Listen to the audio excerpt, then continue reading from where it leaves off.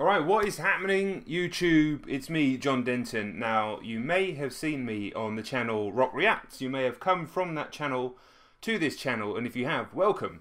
So, as you may know from Rock Reacts, it's me and my very good friend Simon Miller reacting to music, a lot of hip-hop, a lot of metal, stuff we haven't heard before, some stuff that we have heard before. But on that channel, we're all about individual songs, and that's the way it's always going to be on that channel. And thank you very much if you have come from that channel for the incredible support. So we were thinking, and if you come from the Nirvana About a Girl video, you'll know this already.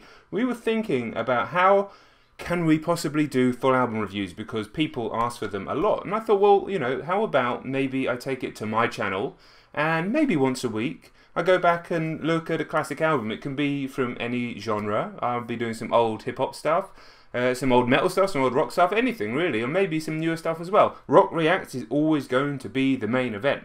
That is always going to be the main channel. That's where you go and where everybody goes for all the new stuff and for the biggest videos, but why not try something over here? So with that in mind, I wanted to go back to one of the albums of my youth, and certainly probably my favourite band, I would say, if I had to label somebody my favourite band, but probably the album of theirs that I've listened to the least. Now, Nirvana's first album, Bleach, it came out in 1989, and in truth I had like some of their albums on tape, that's how old I am, and a couple on CD, and in truth I probably listened to Bleach less than In Utero, less than Nevermind, even less than Incesticide, certainly less than Unplugged in New York as well. But that doesn't mean that I haven't heard it before, and I have heard it quite recently, but I thought it'd be fun to go through the whole album. And if you've not watched a channel like this before, the video will be cut up and it will be paused. It's for copyright and analysis purposes, so expect that. It's not going to be the full thing played through. So if you want to listen to the album, obviously, you know, there's plenty of places to find it, whether you've got a streaming service, whether you buy it on iTunes. But that's what this is going to be. So we're going to start off with the first track, which is Blue.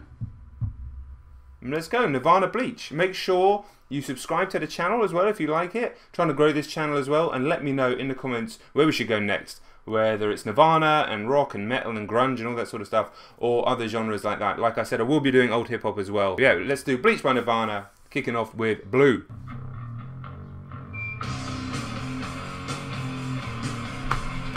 So yeah, you've got those filthy down-tuned guitars, just sounds nasty. And I imagine this coming out, I was alive, I was 7 when this album came out. Obviously I didn't hear it when it came out.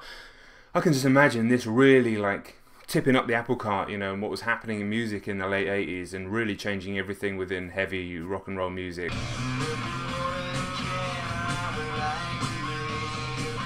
The voice.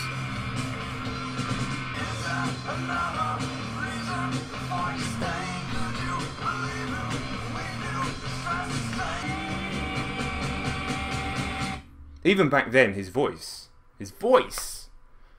like we've had 10, 15, 20 years of talent shows on TV with people singing in beautiful, perfect voices, and I'm not disparaging their voices, they're incredible, but a voice like this wouldn't get anywhere. But some bands, whether it's the guitarist that you can hear them straight away and you go, okay, I know who that is, I know who this band is. His voice just defines this band. It's unbelievable. Like the tone and the texture of his voice, the pain and the grit and the determination almost, and the kind of languid, I can't think of the word, like languidness that almost defines that grunge sound, like even within the first track on the first album. Amazing, truly. Looking at Genius, people are always telling him that he blew chances and that he will lose in his endeavours or he's lost. So kind of that like Gen X loser, slacker kind of mentality, and Cobain saying he wants to lose. Is there another reason for your stain? Could you believe who we knew stress or strain? Here is another word that rhymes with shame. I mean, the thing is with Nirvana, like, I've listened to them forever, but lyrically, there's always just kind of seemed like mood to me. I've never really figured out what any of the songs mean. I know a lot of the words, but I've never really thought about what they actually mean. But yeah, it's kind of like a mood, and yeah, this signals them coming in as that kind of languid, heavy, slightly depressing. This is the sound of grunge. Late on the beat, it's just the sound of grunge.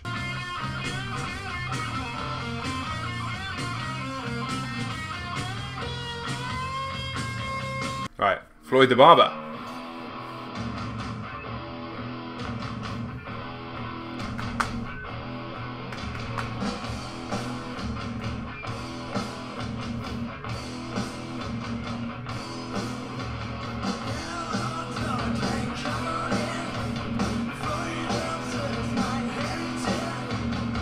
You can see how some people say that like Nirvana sold out by the time Nevermind came out, going onto the major label with Geffen, etc., etc., etc. Like, I love all their popular stuff, and I think there's examples later on in this album about how, you know, they kind of define that sound early on, but at the same time, this kind of like dark. There are times where this album reminds me of Metallica, something to do with the drumming and the way the riffs work.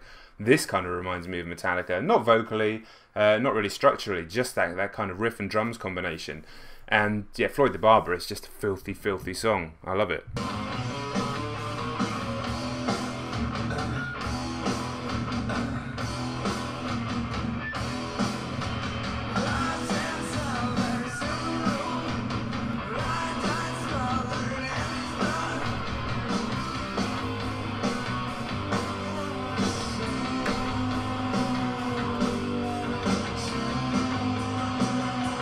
Immense.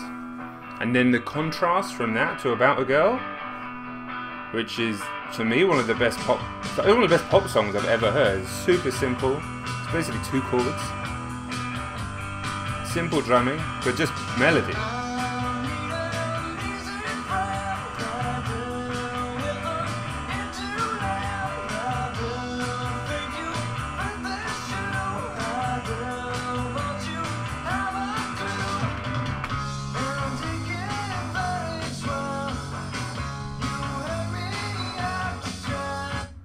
I mean, you can hear the Beatles in there, right?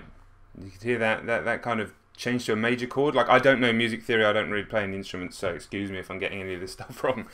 But the fact that a band that played a song like Floyd the Barber and track 2 can move to this really showed that Nirvana were kind of a step above everything else that was out there at the time, and so different to like the hair metal that had been coming before.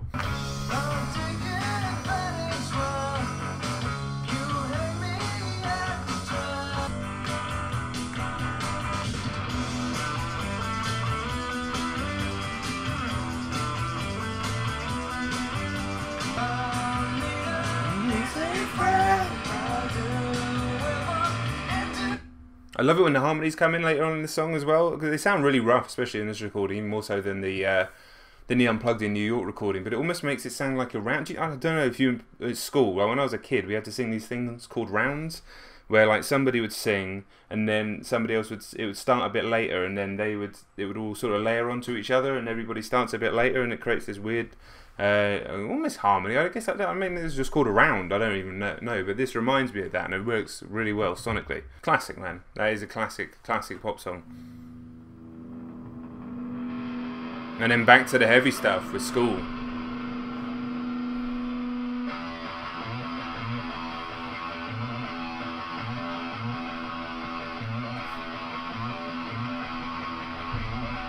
That's a riff.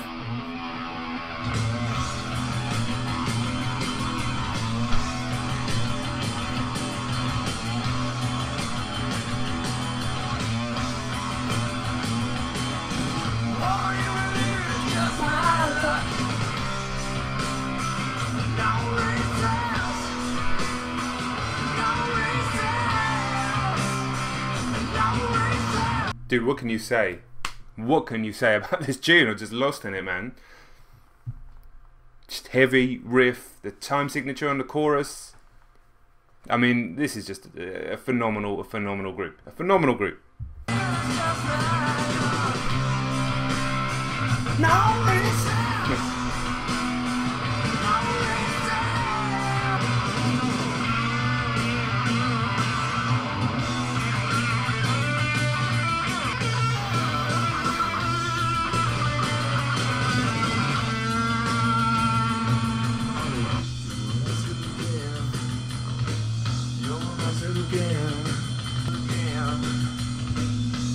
I mean, this is definitely their most metal album, I would say. I mean, this little breakdown, and you know what's coming next.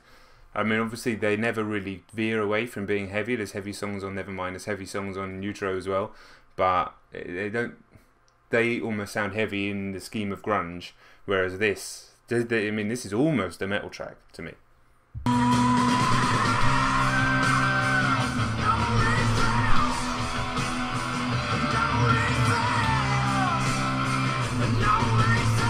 Real deal. Real deal.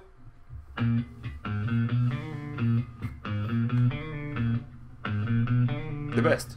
The best. Love Buzz.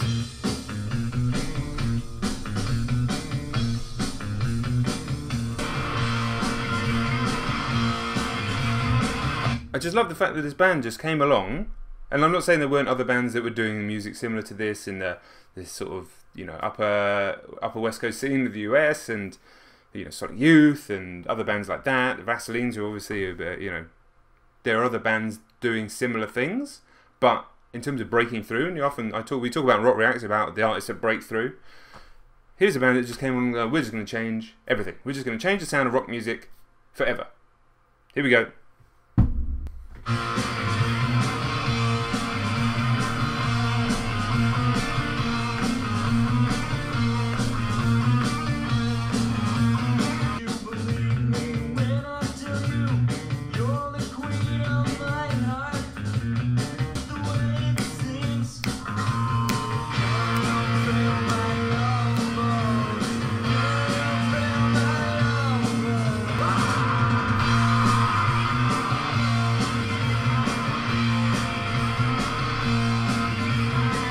If I was to criticise this track at all, I mean, I love the fact that it just doesn't sound like anything. Like, this came out in the 80s.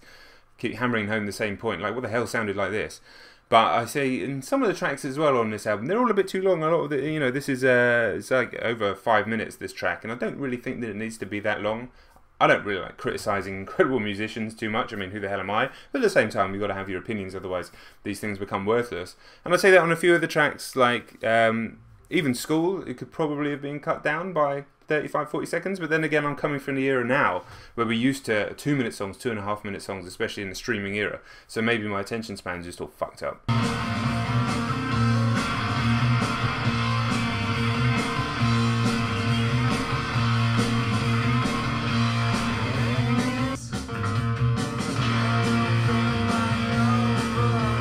You take that voice for granted, you take it for granted. Who sounds like that?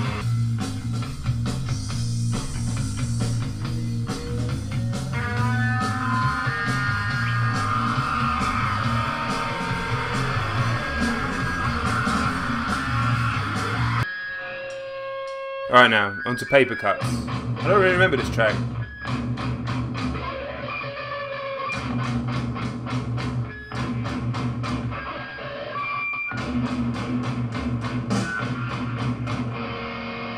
Nasty.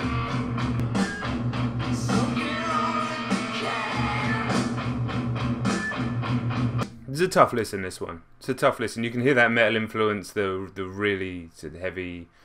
the really heavy riff and drums, a down-tuned guitar, but this is a tough listen as an album track, this one, to be fair.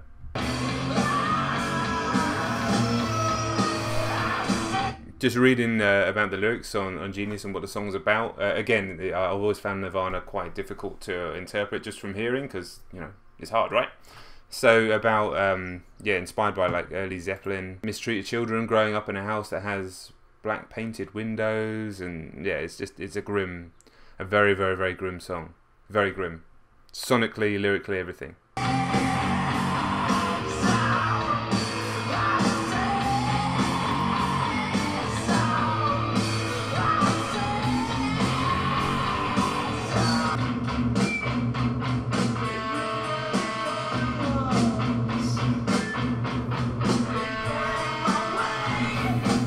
Hard going. Hard going.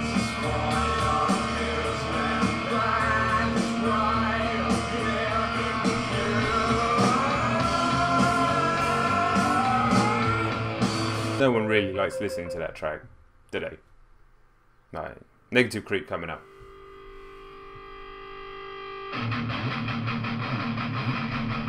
Mel.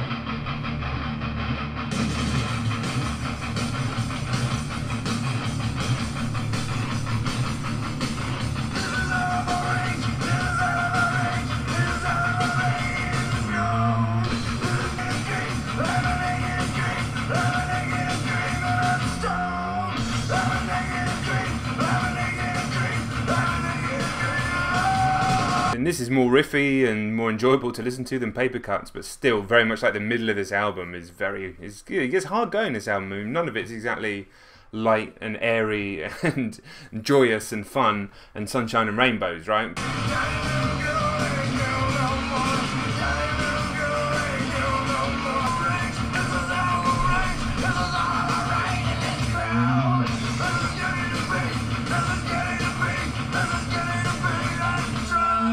Fucking energy on this record, man. Like, it doesn't have the production of the later stuff, of course, you know, on a minor label, indie label, and all that sort of stuff, but just the energy. Like, Kurt Cobain is just a superstar, man. Obviously, I'm speaking, you know, this is fucking obvious stuff I'm talking about, but listen to it.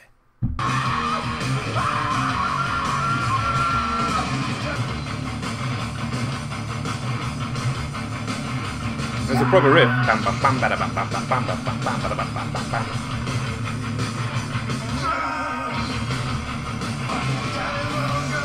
Creepy ass lyric. Creepy lyric.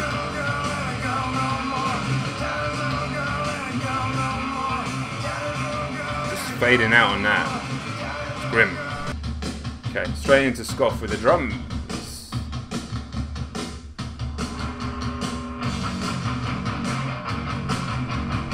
No let up. No let up.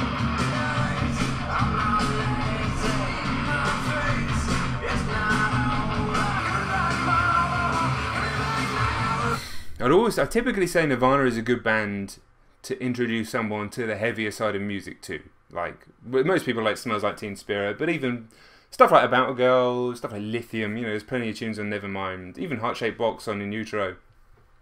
But something like this? You can't tell normal people about this.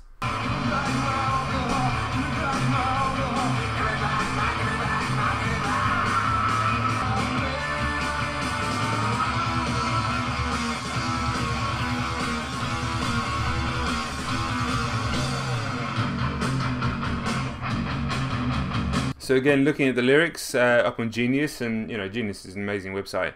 Apparently about a song about a father who lacks love for his son. I always heard it as just like a kind of, you know, Gen Xer, everybody's accusing you of being a slacker and stuff like that, but he actually is. But it seems to be flipping it around. An alcoholic dad, in my eyes I'm not lazy, but he's also never satisfied with his kids. But again, so much of this music is mood. Right, it's not like specific storytelling. It's mood, and it's more than just the lyrics. And this is definitely an example of that. Do I love this track? No. I don't think there's a track on this album that I'm not kind of impressed by, even Paper Cuts. But you know, I don't want to necessarily. I wouldn't put this song on its own. But at the same time, like, as part of the piece, as part of the album, it certainly has its place. Again, probably a bit too long at 4:10, but it is what it is, man. Like, you know, the album's not perfect. They did obviously smooth a lot of edges out for Nevermind, and you know, I think a lot of people say that's a better album. But in terms of that raw guttural emotion, I don't think you can really touch Bleach in that respect. This is, you know, it's just fire from the inside.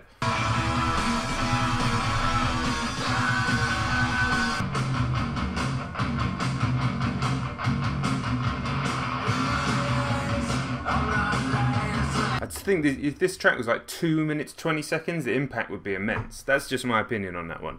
4:10 is just a bit long for this song. Okay, Swap Meet. This is a banger if I remember correctly. 3 minutes as well. 3 minutes. Syncopation on that, man. Syncopation changes the entire sound of that riff straight away, and then just makes everything feel off kilter. And it just feels like you're going against the beat almost, but for me it also gets inside my chest. I love it.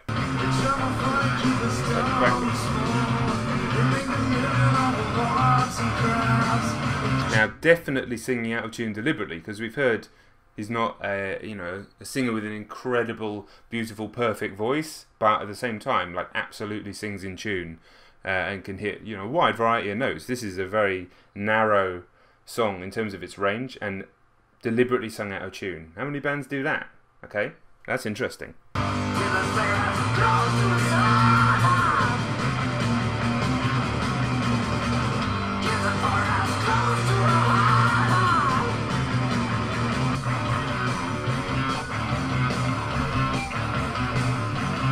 I just love this track, man. It's just so fucking weird.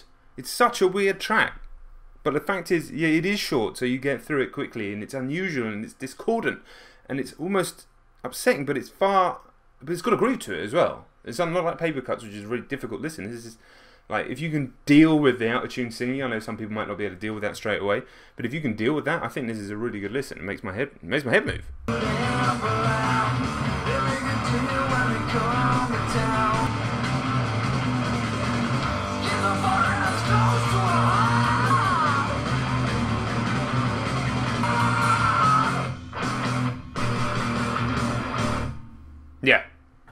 Yeah.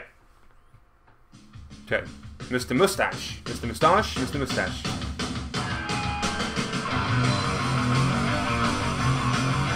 No let up on this album.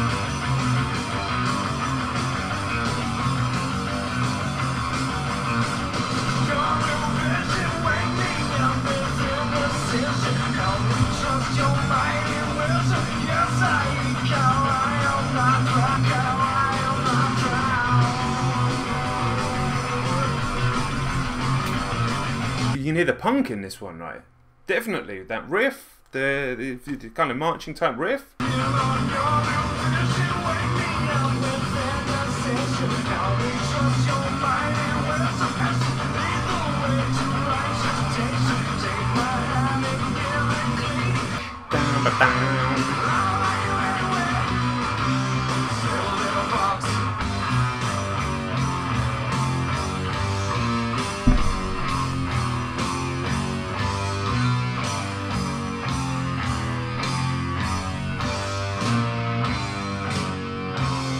All songs should end like this. Just go slow motion, end your song. Okay, Sifting. A long track, 5 minutes, 22 seconds.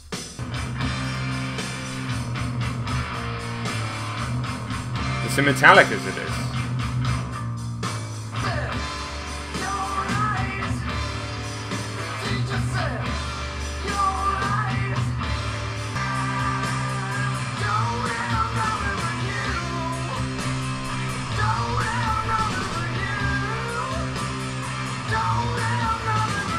It's like a slow-mo version of School, but it's okay. It's okay. Very sludgy. Very sludgy. Not the easiest listen again.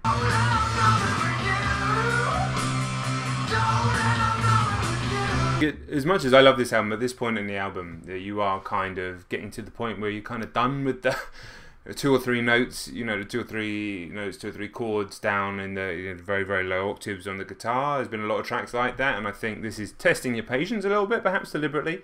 But you know, there's so many bangers on this album, and it's such a sort of an expression of a new type of sound that you forgive it. Especially a track like this, nothing really sounded exactly like this back then. And then when it switches to the chorus, there is that kind of element of slightly poppier sound, which obviously went on to define the whole band. But yeah, to be honest, at nearly 5.5 minutes, this one's tough going. It is tough going, Sifting.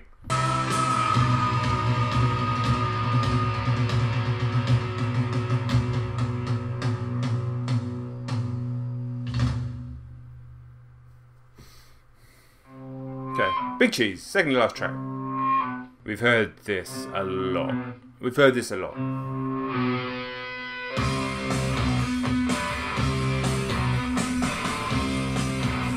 It's like, guys, we've heard this song. We have heard this song 7 times now. I think it's just maybe cut Big Cheese.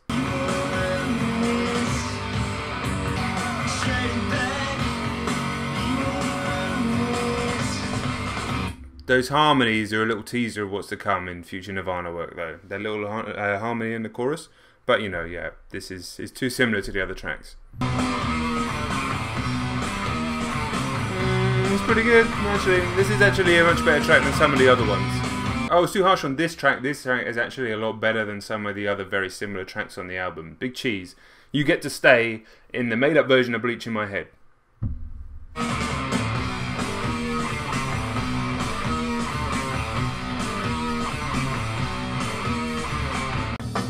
And to finish things off, it's the very short downer. 2 notes. Kind of done with the 2 notes.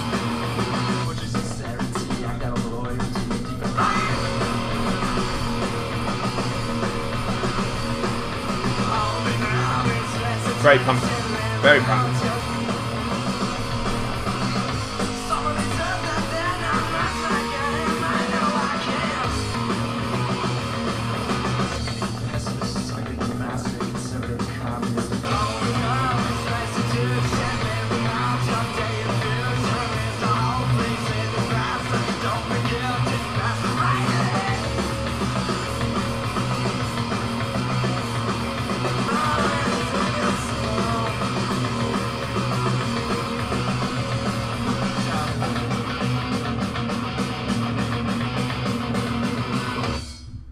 Yeah, so strong finish, and what a amazingly impactful record Bleach absolutely is. It's always a pleasure to listen back to it again. I had heard it recently, I think on some of these ones where we're going to go back and do old albums I have heard. It's going to be good because there may be albums I've not heard for 15 years or something like that. So the reactions kind of will be genuine, even though I know the tracks. Does that make sense? Not that it wasn't a genuine reaction, but obviously I'd heard it quite recently, so I could remember when the transitions came, etc, etc, etc. So, if you enjoyed that, first of all, please make sure that you're subscribed to the main channel, which is Rock Reacts, and please do subscribe to this channel as well. Like I said, I'm going to try and keep it weekly to do one of these album reviews. So, I'm going to need you to guide me where we're going next. Do we stick with Nirvana and go through their back catalogue? I think that could be fun. Do we jump across the metal? Do we do some of the hip-hop stuff? I know that people on Rock Reacts have been screaming for us to do album reactions to a lot of the hip-hop stuff that we're doing track reactions to. And like I said, the album stuff, it doesn't really work on Rock Reacts. We're going to be doing individual tracks. We may do entire albums, track by track by track, and videos on Rock Reacts. That's something that we talked about, but we won't be doing in this format. So yeah, let me know in the comments below. Like, share, subscribe, you know, all that great stuff. And I will catch you on the next video on this channel. Alright, peace!